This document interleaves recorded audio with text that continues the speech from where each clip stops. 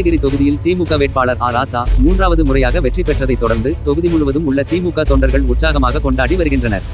நீலகிரி மக்களவை தொகுதிக்கான வாக்குப்பதிவு கடந்த ஏப்ரல் 19ஆம் தேதி நடைபெற்றது. நாடெங்கும் வாக்கு எண்ணிக்கை கடந்த செவ்வாய்க்கிழமை நடைபெற்ற நிலையில் மின்னணு வாக்குப்பதிவு இயந்திரங்களில் பதிவான வாக்குகள் 23 சுற்றுகளாக எண்ணப்பட்டன. 23வது சுற்று முடிவில் பாஜக வேட்பாளர் எல். முருகனை விட 2,40,585 வாக்குகள் அதிகம் பெற்று ராசா வெற்றி பெற்றார். திமுக வேட்பாளர் ராசா கடந்த 2019 தேர்தலில் 2,05,823 வாக்குகள் வித்தியாசத்தில் வெற்றி பெற்றிருந்தார். தற்போது இந்த தேர்தலில் அதைவிட கூடுதலான வாக்குகள் பெற்று வெற்றி பெற்றுள்ளார்.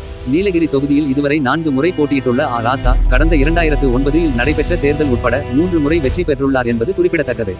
நடைபெற்ற நாடாளுமன்ற தேர்தலில் நீலகிரி தொகுதி வேட்பாளராக போட்டியிட்டு 4,73,212 வாக்குகள் பெற்று வெற்றி பெற்ற ராசாவை எதிர்த்து போட்டியிட்ட பாஜக வேட்பாளர் எல். முருகன் 2,32,627 வாக்குகளும், அதிமுக கூட்டணி வேட்பாளர் லோகேஷ் தமிழ்ச்செல்வன் 2,20,230 வாக்குகளும் பெற்றனர்.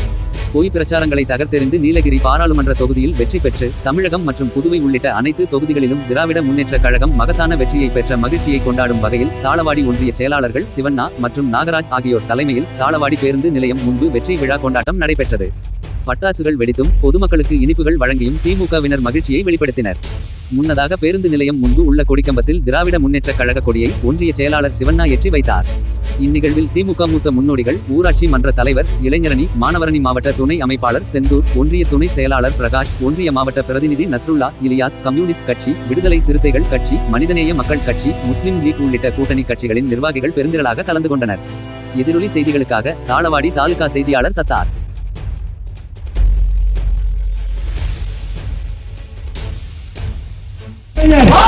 தளபதி ஸ்டாலின், டாக்டர் கலைஞர், தளபதி ஸ்டாலின், தளபதி ஸ்டாலின், டாக்டர் கலைஞர், தளபதி ஸ்டாலின், டாக்டர் கலைஞர்.